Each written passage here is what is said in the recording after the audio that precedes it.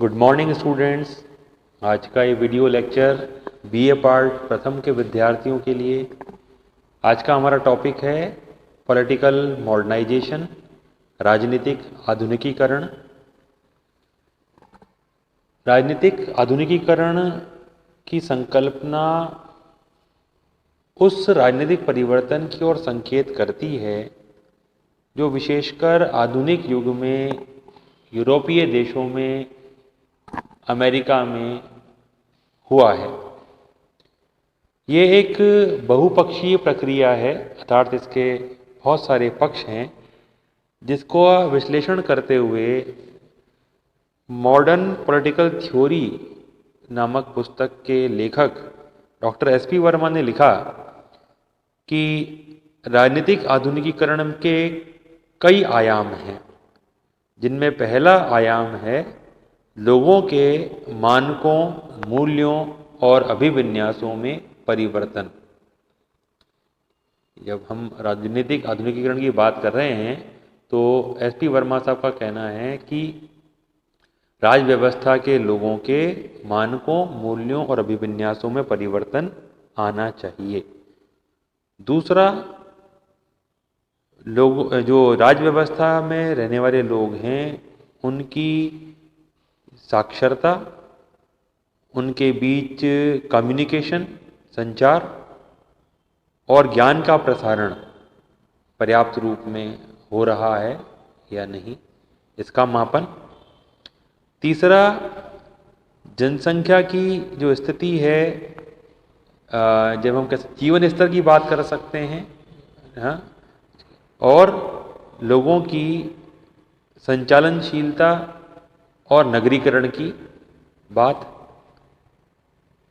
चौथा आयाम जो एसपी वर्मा जी ने बताया वो है सामाजिक स्तर पर यह प्रवृत्ति की परिवार और अन्य प्राथमिक गुणों के प्रति निष्ठा की भावना।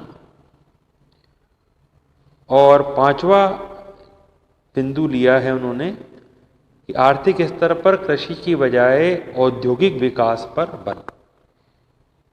तो बहुत सारे आयाम इसमें, बहुत सारे पक्ष हमें नजर आते हैं, इसलिए इसको एक बहुपक्षीय प्रक्रिया कहा। इसकी परिभाषा देते हुए क्लॉड ई वेल्च ने कहा कि आधुनिकीकरण एक प्रक्रिया है जो साधनों के विवेकपूर्ण प्रयोग पर आधारित होती है और आधुनिक समाज की स्थापना के उद्देश्य से युक्त होती है।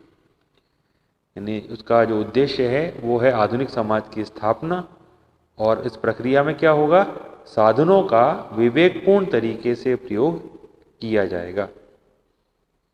कॉलमैन ने इसकी परिभाषा देते हुए कहा, नगरीकरण, व्यापक साक्षरता, अधिक प्रति व्यक्ति आय, विस्तृत भौगोलिक तथा सामाजिक गतिशीलता, अर्थव्यवस्था में औद्योगिकरण, वाणिज्यीकरण की मात्रा में वृद्धि और जन संचार के साधनों का विस्तार। ये सब अगर इनको अपन आधुनिकीकरण नहीं कहेंगे, लेकिन ये आधुनिकीकरण के साधन हैं, हेतु हैं, जिनके माध्यम से किसी राज व्यवस्था का मॉडर्नाइजेशन होगा। एजेंस्टेट के अनुसार आधुनिकीकरण की प्रथम विशेषता राजनीतिक भूमिकाओं और संस्थाओं में उच्च मात्रा का विभेदीकरण तथा एक केंद्रीकृत और एकीकृत शासन व्यवस्था का विकास, जिससे कि विशिष्ट ध्येय तथा दिग्विन्यास हो। जो केंद्रीय सत्ता होनी चाहिए, स्थायित्व लिए हुए, मजबूती लिए हुए, और उस केंद्रीकृत सत्ता के अधीन बहुत सारी राजनीतिक संरचनाएं होनी चाहिए, और उन संरचनाओं में भूमिका का निर्वहन करने के लिए भूमिका विभिन्नीकरण भी होना चाहिए। दूसरी विशेषता है केंद्रीय प्रशासनिक और राजनीतिक संगठनों के कार्यकलापों का विस्तार।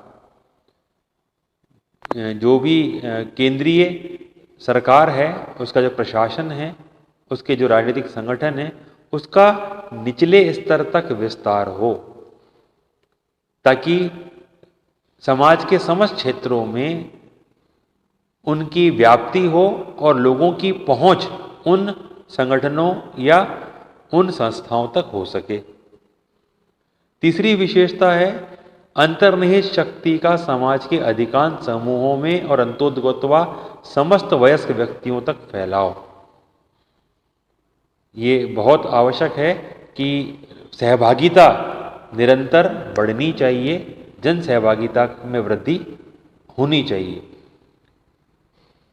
एडवर्ड शील्स ने समकालीन राज्यों की पश्चिम से मुक्ति की इच्छा को आधुनिकीकरण कहा।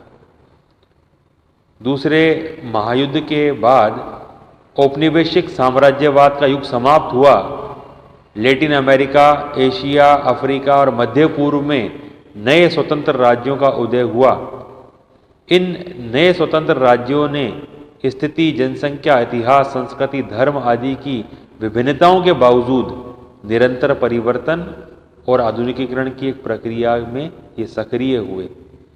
लगभग सभी नवोदित देश अपनी परंपरागत कृषि प्रधान राजनीतिक सामाजिक संरचनाओं के स्थान पर जीवन की आधुनिक शैली की ओर उन्मुख हुए हैं। संक्रमण की ये स्थिति बहुत कुछ ऐसी है कि इन राष्ट्रों को ना तो परंपरागत ही कहा जा सकता है और ना ही इन्होंने अभी तक आधुनिकता प्राप्त की है। अब एडवर्ड शील्स जहाँ एक तरफ पश्चिम से मुक्ति को आधुनिकीकरण कह रहे हैं, वहीं हम इस बात को यहाँ पर स्पष्ट करना चाहते हैं कि आधुनिकीकरण पश्चिमीकरण नहीं है। तो आधुनिकीकरण और पश्चिमीकरण में अंतर है। दोनों में कुछ समानताएं भी हैं, परंतु व्यापक अंतर है। समानता क्या है कि दोनों ही पश्चिम की अवधारणाएं हैं, चाहे मॉडर्नाइजेशन कहें और चाहे वेस्टर्नाइजेशन कहें। पाश्चात्यकरण भी और आधुनिकीकरण दोनों ही यूरोप से आयातित हैं। दूसरा, अब दोनों एक प्रक्रिया है और इस प्रक्रिया में परिवर्तन पर ज़्यादा फोकस है, दृष्टिगोचर होता है कि क्या क्या परिवर्तन राजव्यवस्था में हो रहे हैं। लेकिन दोनों में कुछ अंतर भी हमें ध्यान रहने चाहिए कि पाश्चात्यकरण हमेशा पहले पश्चिम में प्रारंभ होता है, जबकि आधुनिकीकरण पश्चिम के साथ साथ गैर पश्चिमी देशों में भी शुरू हो सकता है। इसी तरह प्रक्रिया की यदि हम बात करें तो पाश्चात्यकरण का जो डिज़ाइन है वो वक्रीय है, असमतल है, कोई निश्चित दिशा नहीं है। जबकि मॉडर्नाइजेशन जो है वो एक व्यवस्थित और क्रमबद्ध प्रक्रिया है और इसकी एक निश्चित दिशा है। पाश्चात्यकरण को अपनाना प्रत्येक राज्य का उद्देश्य नहीं है, जबकि आधुनिकीकरण प्रत्येक देश चाहता है। आधुनिकीकरण एक विश्वव्यापी प्रक्रिया है, जबकि पाश्चात्यकरण एक संकीर्ण प्रक्रिया है। तो ये कुछ डिफरेंसेस हैं जो पाश्चात्यकरण में और आधुनिकीकरण में हमें नज़र आते हैं। कुछ विद्वानों में इस बात को लेकर के भी मतभेद है कि राजनीतिक विकास और राजनीतिक आधुनिकीकरण ये एक ही हैं क्या या अलग अलग हैं। तो इनकी भी एक तुलना हमें करनी चाहिए, ध्यान में रखना चाहिए कि राजनीतिक विकास और राजनीतिक आधुनिकीकरण को आधुनिकीकरण के समान ही विकास की प्रक्रिया मानने की प्रवृत्ति काफ़ी प्रचलित है। सर्वप्रथम हंटिंगटन ने राजनीतिक विकास को आधुनिकीकरण से पृथक प्रक्रिया माना और ये बताया कि दोनों में संबंध होते हुए भी दोनों पृथक प्रकार की प्रक्रियाएं हैं। हंटिंगटन ने आधुनिकीकरण को राजनीतिक विकास का प्रेरक नहीं बताकर राजनीतिक विकास को आधुनिकीकरण लाने वाली प्रक्रियाओं से संबंधित माना है। हंटिंगटन के अनुसार राजनीतिक विकास राजनीतिक संगठनों और प्रक्रियाओं का संस्थाकरण है। अच्छी तरह संस्थाकृत राजनीतिक व्यवस्था में अधिक अनुकूलता, जटिलता, स्वायत्तता और क्रमिकता आ जाती है। ये राजनीतिक विकास के संकेत हैं। इसी आधार पर हंटिंगटन ने राजनीतिक विकास और राजनीतिक आधुनिकीकरण को भिन्न किंतु घनिष्ठ रूप से संबंधित माना। जागवार राइव और आइजनस्टॉर्ड राजनीतिक विकास को राजनीतिक आधुनिकीकरण से अधिक व्यापक और सर्वाग्राही मानते हैं। इनका कहना है कि राजनीतिक विकास में राजनीतिक आधुनिकीकरण के अलावा संस्थाओं या संरचनाओं का संस्थाकरण भी हो जाता है। जागवार राइव आमंड के मत का उल्लेख करते हुए कहते हैं कि राजनीतिक विकास में भूमिका विभिन्नीकरण, उपव्यवस्था स्वायत्ता और लौकिकीकरण के लक्षण सम्मिलित हैं।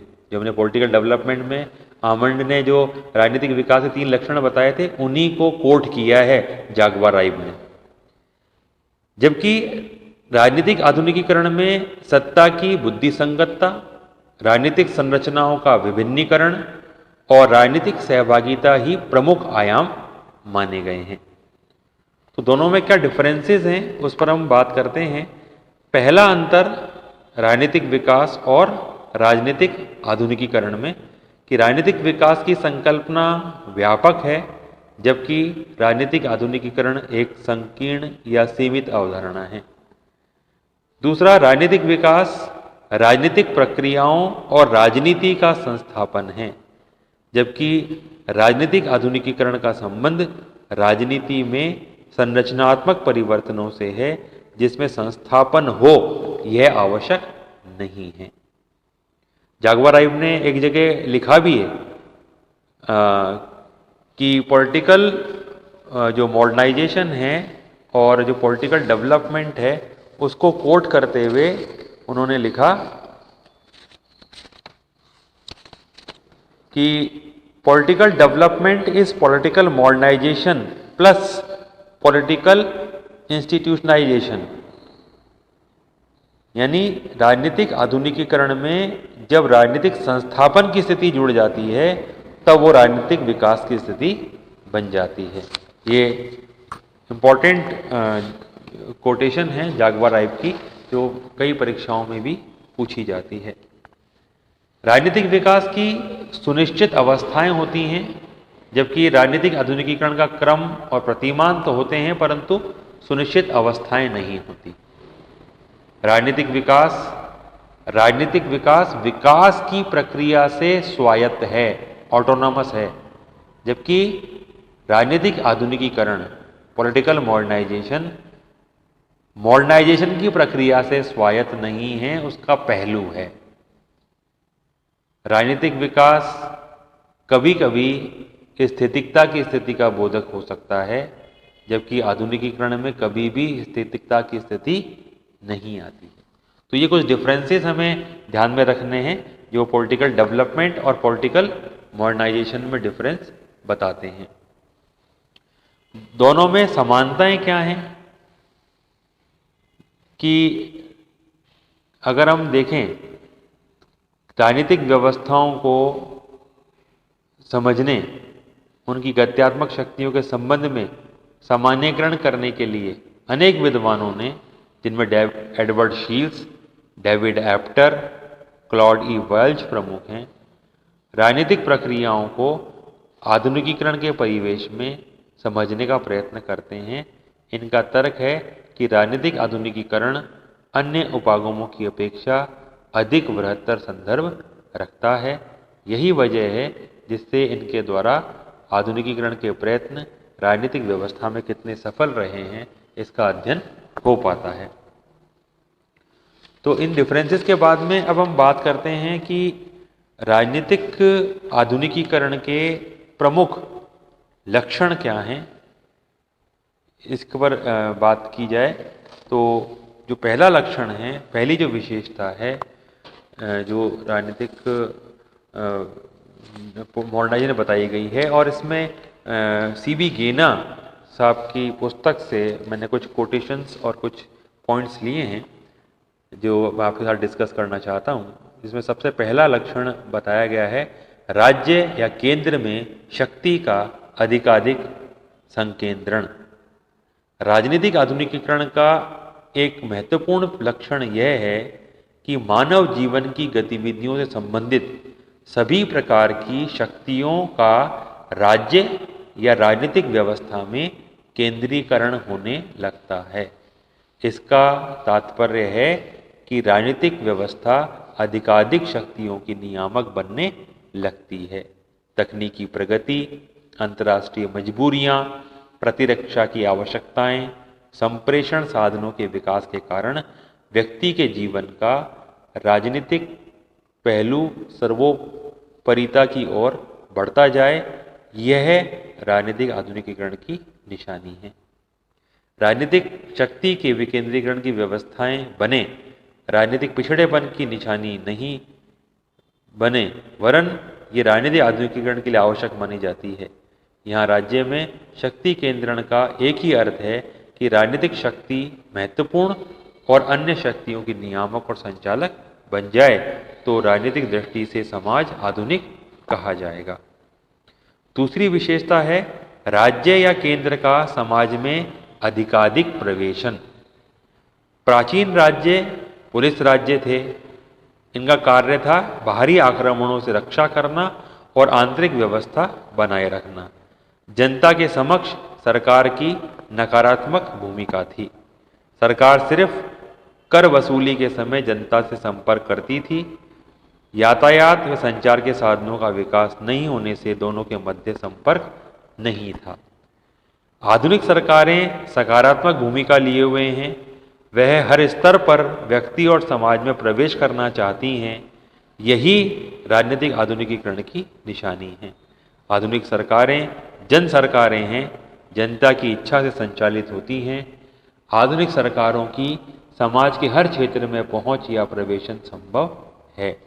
संचार साधनों के विकास के कारण सरकार की गतिविधियों के क्षेत्र का विस्तार हुआ है।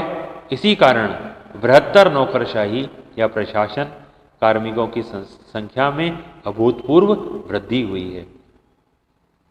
तीसरी विशेषता है केंद्र और राज्य के बीच बढ़ती हुई अंतःक्रिया।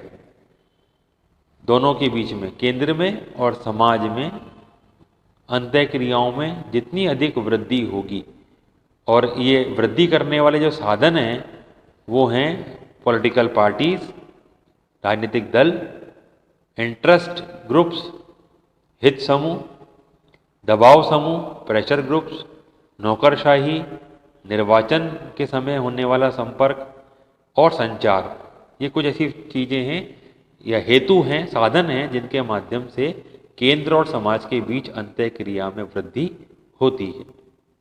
चौथी विशेषता है सत्ता के परंपरागत स्रोतों का निर्बल होना।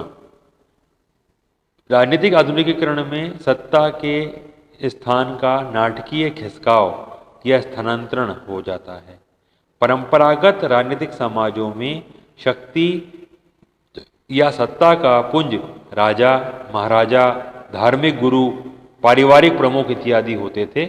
इन लोगों के प्रति जनता की प्राथमिक निष्ठा और आस्था होती थी, क्योंकि जनता के लिए ये शक्ति के महत्वपूर्ण स्रोत होते हैं। उदाहरण के लिए भारत में स्वतंत्रता के बाद से 1976 तक की राजनीति में राजा महाराजाओं का व्यापक प्रभाव था।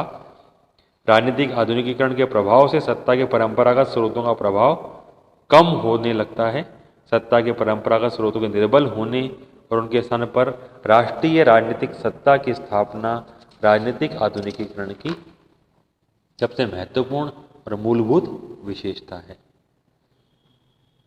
नेक्स्ट पॉइंट है हमारा राजनीतिक संस्थाओं का विभेदीकरण और विशेषीकरण। जो केंद्र है और उसका जो परिसर है उसमें संपर्कता बढ़ने से सरकार के कार्यों में वृद्धि होती है। राजनीतिक व्यवस्थाएं अत्यधिक पेचीदा हो जाती हैं और इस जटिलता के कारण राजनीतिक व्यवस्था के कार्यों का क्षेत्र बहुत ज़्यादा बढ़ जाता है। इसलिए इन कार्यों के संपादन के लिए संस्थाओं का विभेदीकरण किया जाना बहुत आवश्यक होता है। विभेदीकरण के साथ साथ इकाइयों का विशेषीकरण भी किया जाता है। नेक्स्ट विशेषता है राजनीति में जनसाधारण की बढ़ती हुई सहभागिता। ये एक अन्य मानदंड है मॉडर्नाइजेशन का, जिसमें संस्थाओं और प्रक्रियाओं में जन सहभागिता का पता लगता है। विकासशील राज्यों में जनसाधारण को राजनीति में प्रतिभागी होने के अवसर व साधन तो उपलब्ध होते हैं, किंतु लोगों की राजनीति के प्रति उदासीनता इसमें बाधक होती है। जब तक जन परियोजन नहीं हो जाता तब तक राजनीतिक आधुनिकीकरण व्यावहारिक रूप नहीं ले पाता। ये तभी संभव होता है जब जन समुदाय राजनीतिक प्रक्रियाओं में सक्रिय हों और उत्तरदायित्वपूर्ण ढंग से उसमें सहभागी बने। विकासशील राज्यों में दो परस्पर विरोधी प्रवृत्तियां जन सहभागिता के संबंध में देखने को मिलती हैं। एग्जाम्पल ले सकते हैं हम 1991 में भारत में मंडल कमीशन की सिफारिशें लागू करने के कारण भारत में ऐसी सहभागिता होने लगी थी कि राजनीतिक व्यवस्था को पीछे धकेलकर अराजक अवस्था आ गई। कुछ राज्यों में लोग आम चुनाव में ही भाग लेने नहीं पहुंचते। सातवां बिंदु है हमारा लोगों का राजनीतिक व्यवस्था से बढ़ता लगाव। राजनीतिक आधुनिकीकरण वाली राजनीतिक व्यवस्थाओं में व्यक्तियों की प्रवृत्तियों में परिवर्तन आना अधिक महत्व रखता है। जब तक मनुष्यों के विचारों और दृष्टिकोणों में परिवर्तन नहीं आता तब तक आधुनिकीकरण की व्यवस्थाएं निरर्थक हैं। जब तक व्यक्ति राष्ट्रीय अभिज्ञान या राष्ट्रीयता के विचार से युक्त नहीं होंगे तब तक राज्य और राज व्यवस्था में उनको अपनापन नहीं लगेगा। इस अपनेपन के अभाव में व्यक्तियों की निष्ठा किसी और स्थान से प्रतिबद्ध रहेगी। इससे राजनीतिक आधुनिकीकरण के अन्य लक्षण खोखले रह जाएंगे। अतः राजनीतिक व्यवस्थाओं के आधुनिकीकरण के लिए आवश्यक है कि व्यक्ति की सर्वाधिक निष्ठा राजनीतिक व्यवस्था के भागों से अधिक संपूर्ण राज व्यवस्था से होनी चाहिए। आठवां जो लक्षण है वो है व्यापक और बृहत्तर आधार वाली नौकरशाही। राजनीतिक आधुनिकीकरण वाले राजनीतिक समाज में सरकार के कार्यों में वृद्धि हो जाती है। अनेक नई संस्थाएं और संरचनाएं स्थापित हो जाती हैं। आधुनिकीकरण के कारण आर्थिक विकास के नए दायित्व सरकार पर आ जाते हैं। इन सबको निष्पादित करने के लिए नौकरशाही का आकार आवश्यक रूप से बृहत्तर हो जाता है। एग्जाम्पल में ले सकते हैं हम कि 1947 में जब भारत आज़ाद हुआ तब से लेकर अब तक नौकरशाही के आकार में 50% से ज़्यादा की वृद्धि हो चुकी है। और इस बृहत्तर आधार वाली नौकरशाही मैंने इसलिए कहा कि ये जो है वो इसमें सामान्य वर्ग, मध्यम वर्ग और समृद्ध वर्ग तीनों वर्गों को सम्मिलित करते हुए बनती है। अर्थात समाज के हर वर्ग को नौकरशाही में स्थान मिलता है। अब हम बात करते हैं राजनीतिक आधुनिकीकरण को प्रभावित करने वाले तत्वों पर। बहुत संक्षेप में बात करेंगे इस टॉपिक पर अपन कि ऐसे वेरिएबल्स, ऐसे परिवर्ते जो मॉडर्नाइजेशन को प्रभावित करते हैं। उसमें पहला बिंदु है देश की राजनीतिक संरचना और संस्कृति। अभी से कुछ समय पहले का नेपाल और भूटान, जहाँ परंपरागत सत्ता का स्रोत था, वो राजनीतिक आधुनिकीकरण में बाधक था। जबकि 1947 से ही 52 से ही हमने जो मॉडल अपना लिया वो मॉडल हमारे देश के आधुनिकीकरण में सहायक रहा है। तो परंपरागत स्रोत का एग्जाम्पल आप मध्य पूर्व के देशों से दे सकते हैं। अभी वर्तमान में कुछ ऐसे देश जैसे सीरिया है, लेबनान है, जहाँ पर अभी भी सत्ता के परंपरागत स्रोत ही सत्तासीन हैं। दूसरा वेरिएबल है आधुनिकीकरण को धकेलने की ऐतिहासिक काल नियति। जैसा कि एक एग्जाम्पल अपन ले सकते हैं, जैसे 1976 में 42वां संविधान संशोधन भारत में हुआ, जिसपे हमने व्यापक परिवर्तन संविधान में किया, जिसको हम मिनी कॉन्स्टिट्यूशन भी कहते हैं। अगर ये संशोधन 1976 की जगह 1956 में होता तो शायद जनता इसको स्वीकार नहीं कर पाती, क्योंकि जो परिवर्तन देश राज व्यवस्था में आ रहा है उसको जन समर्थन प्राप्त होना बहुत आवश्यक है। तीसरा, राजनीतिक नेतृत्व की प्रकृति और अभिमुखीकरण। तुर्की में कमाल पाशा का एग्जाम्पल ले सकते हैं, बांग्लादेश में शेख मुजीबुर रहमान की बात कर सकते हैं, जिनके नेतृत्व ने इन देशों के राजनीतिक आधुनिकीकरण में मदद की, सहायक रहे। और चौथा बिंदु ले सकते हैं हम, राजनीतिक व्यवस्था की प्रकृति कैसी है। अगर देश लोकतांत्रिक है तो राजनीतिक आधुनिकीकरण में सहायक होगा। अगर वहाँ तानाशाही है, राजा महाराजाओं का शासन चल रहा है अभी भी, तो वहाँ पर राजनीतिक आधुनिकीकरण में बाधा उत्पन्न होगी, निश्चित रूप से होगी। ये कुछ वेरिएबल्स की बात की। अब हम प्रतिमान की बात करें कि इसके राजनीतिक आधुनिकीकरण के क्या प्रतिमान हैं, तो इसके 5 प्रतिमानों पर चर्चा की जाती है, जिसमें पहला प्रतिमान है राजनीतिक लोकतंत्र, जिसकी विशेषताएं या लक्षण हम कह सकते हैं सार्वभौमिक मताधिकार ऐसे देशों में होता है, राजनीतिक दलों का अस्तित्व होता है, लोगों को चयन की सुविधा होती है, सत्ता के निरंकुश और स्वेच्छाचार पूर्ण दुरुपयोग पर प्रतिबंध लगाने की व्यवस्था होती है और स्वतंत्र न्यायपालिका की स्थिति होती है। ऐसा प्रतिमान हम राजनीतिक लोकतंत्र कहते हैं। अभिभावक लोकतंत्र ऐसी स्थिति हम कह सकते हैं जहाँ पर राजनीतिक संरचनाएं तो बनाई गई हैं, परंतु जनता उन राजनीतिक संरचनाओं के प्रति आस्था नहीं रखती।